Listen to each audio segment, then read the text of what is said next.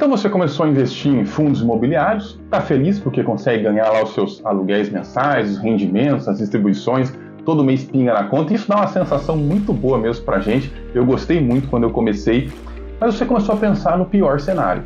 E se o FII quebrar? E se o FII for realmente a falência? Eu perco tudo? Ou pior, eu posso perder mais do que eu investi? Nesse vídeo você vai entender o que pode dar errado se um fundo imobiliário for à falência e principalmente o que você pode fazer para evitar cair nesse tipo de armadilha. Sejam bem-vindos ao canal Valoriza, meu nome é Enéas e hoje a gente vai falar um pouquinho sobre os fundos imobiliários e o que acontece se um dos seus fundos imobiliários for à falência, realmente quebrar, ficar insolvente. Então vamos direto ao assunto, como eu sempre faço. Se um FII em algum momento não consegue mais pagar suas despesas, ele fica insolvente, ele provavelmente vai ser liquidado. Ser liquidado significa que vai vender tudo que ele tem para pagar tudo que ele deve. Alguma coisa pode sobrar ou não, pode faltar. Se sobrar, o valor vai ser distribuído para os cotistas. Então você é cotista do FII, você vai ficar com um trocadinho lá, claro que vai ser bem pouco dinheiro, tá? Você não vai recuperar lá, a cota é R$100, não vai sobrar 90, tá, gente? Vai sobrar bem pouquinho mesmo, tá?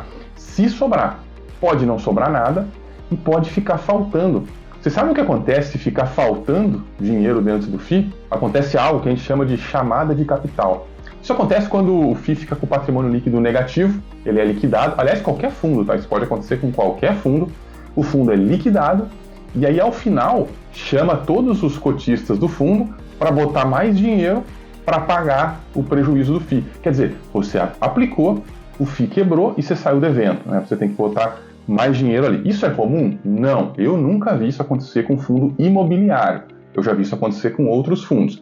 Mas isso é possível sim de acontecer, tá? Não é impossível. Se o FII vai se alavancando, fazendo dívida e tal, em algum momento isso pode acontecer. Talvez nos próximos anos a gente vai ver algum FII passando por isso e a gente vê na prática como isso funciona. É algo que a gente deve entender que isso pode acontecer, mas claro, não é para você ficar desesperado, sair vendendo seus fundos imobiliários, porque provavelmente isso não vai acontecer com o seu fundo imobiliário. Mas, mais importante do que saber os riscos que você corre, é saber como evitá-los. Como é que você faz para não cair num negócio desse? Para não investir em um FII que de repente venha apresentar um problema desse, acabe falindo ali na sua mão, sendo liquidado, e aí você fica com muito pouco dinheiro, com nada, ou até mesmo sai devendo. Bom, a primeira dica que eu vou dar para vocês é muito simples.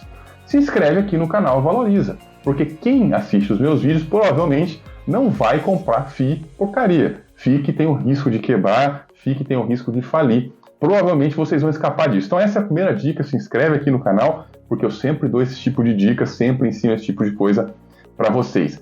Mas uma dica prática, além dessa, é evitar os FIIs que sejam muito alavancados, né? O que é alavancagem? A alavancagem é você emprestar dinheiro para crescer, para aumentar o seu negócio.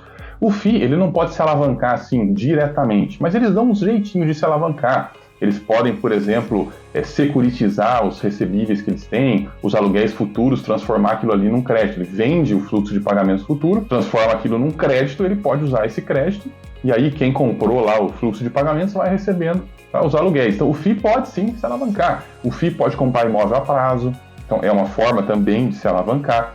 Então, uma das formas é essa, a gente evita fundo imobiliário que tem uma grande alavancagem. Sempre quando você lê o relatório gerencial de um FII, ou até mesmo nesses sites de análise aí que mostram as informações do FII e tal, você vai encontrar alguma coisa falando sobre alavancagem, endividamento. O mais comum é encontrar o endividamento dividido pelos ativos do fundo, né? Então, o FII tem lá 1 bilhão em ativos e tem 200 milhões de dívida. Significa que o endividamento dele é 20%. Ou às vezes o FII vai mostrar no relatório gerencial lá a quantidade que ele tem de dívida específica, né, de CRI, de financiamento, versus os ativos que ele tem. Eu vou dar um exemplo aqui do HGLG11, que é um FII bem conhecido, um dos mais líquidos, né? Um FII muitas vezes tido aí como modelo, ele é bem gerido, pelo menos até hoje foi bem gerido. E aí o que acontece? Você tem nele hoje uma alavancagem de 12,3%. Eles mostram isso, até eles colocam um gráfico lá no relatório, né, que vai mostrando como é que essa alavancagem vai se diminuindo com o passar do tempo, né? As dívidas atuais dele vão cada vez ficando menores, porque claro, né, sempre vai pagando, vai amortizando, então vai diminuindo. É óbvio que essa dívida nunca vai diminuindo desse jeito, porque daqui a pouco eles fazem outra, então geralmente eles mantêm ali num nível desse tipo.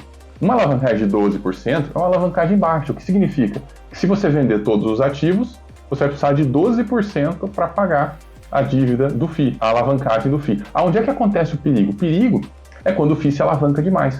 Isso significa que ele está querendo crescer rápido demais, ele está querendo aumentar muito rápido, então ele vai lá e empresta dinheiro para crescer mais rápido, tá? Claro, não é exatamente um empréstimo de dinheiro, ele vai fazer securitização de recebíveis, vai comprar imóvel a prazo, mas para todos os efeitos é mais ou menos a mesma coisa. Ele cresce com capital de terceiros. E essa alavancagem pode ser maior. É comum a gente ver FII que tem ali até 20%, até 30% de alavancagem, é comum, é mais ou menos ali aceitável, está dentro da normalidade, mas quanto mais alavancagem, mais arriscado. Quanto mais você compromete seu fluxo de pagamento com parcela, mais você corre o risco de algum problema te afetar de forma mais grave, né? Isso acontece com o nosso orçamento. Pensa só, se você tem lá o seu salário e 70% do seu salário está comprometido com parcela, com assinatura, com mensalidade, com financiamento, qualquer coisinha que acontecer na sua vida pode dar um impacto muito grave, porque seu orçamento não tem nada livre, ele está todo lá preso com coisas obrigatórias. Nos FIIs é a mesma coisa. Se o FII tem muita parcela, muita alavancagem, muita coisa para pagar, pode ser que um pequeno problema, uma crisezinha, acabe com ele. Por exemplo, na época da Covid, vários fundos imobiliários passaram por maus momentos. Imagina aqueles mais alavancados, certamente sofreram mais. Então, quem se alavanca é quem quer crescer mais rápido. Pode dar certo? Pode, mas o risco é maior. Agora, tem mais uma questão. Você pode procurar fundo imobiliário que é diversificado internamente. Você tem fundos imobiliários que tem um imóvel, às vezes tem só um inquilino.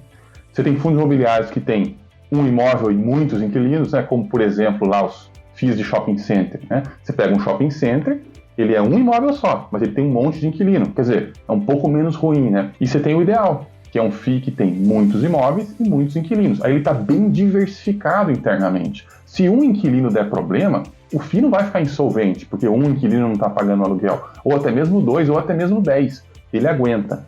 O problema é quando o FII tem um só inquilino, e aí se esse dá problema, o FII acaba bem rapidinho. A gente teve um exemplo um tempo atrás, que foi o FII FAMB 11. Quem conhece a história do FII sabe que ele tinha só um prédio, né? Ou tem ainda, né? Alugado para a Caixa Econômica Federal, e aí a Caixa Econômica ficava pedindo reforma do prédio, porque tinha problemas e tal, e a Assembleia do FII não aprovava as reformas porque não queria diminuir os dividendos.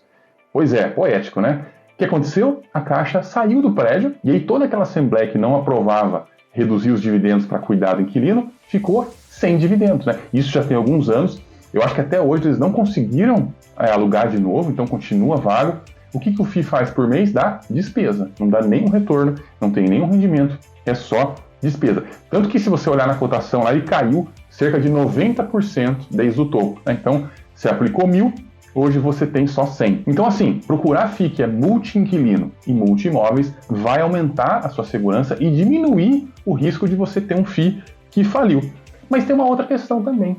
Você tem que diversificar a sua própria carteira. Porque às vezes a gente faz tudo certo, escolhe o melhor ativo, estuda, aprende sobre aquilo, investe sabendo naquilo que está investindo, que é o ideal, e mesmo assim as coisas podem dar errado. Seja porque a nossa análise está errada, isso acontece, ou porque a nossa análise estava certa, mas as coisas mudaram. Né? Quantas empresas não eram boas e depois pioraram? Quantos fundos imobiliários não eram bons e depois pioraram? Isso pode acontecer. Então a gente também tem que diversificar a nossa carteira. Tem a FIIs de diversos segmentos. Dá para escolher vários FIIs na nossa bolsa. E aí você tem lá segmento de logística, né, de galpões logísticos, de shopping center, de escritório. Você tem vários segmentos e você tem que diversificar entre eles, porque aí o seu risco fica menorzinho também. Porque se um dia acontecer de você errar ou de você estar lá num FII que é bom, mas de repente toma um tombo, você pelo menos não sofre muito em relação a isso. E aí uma das tentações que a gente tem é assim, já que o bom é diversificar, eu vou investir num fundo de fundos, né, os FOFs. Isso parece fazer sentido, né? Não, isso não faz o menor sentido. E eu vou deixar um vídeo aqui que eu explico para vocês por que investir em FOF não tem a menor lógica, é um dos piores investimentos que você pode fazer dentro dos fundos imobiliários. Então, vai lá, assiste esse vídeo que você vai aprender muita coisa interessante. No mais, se você gosta desse tipo de conteúdo, se inscreve aqui no canal, porque toda semana eu trago alguma coisa diferente. Te volto a semana que vem. Até lá!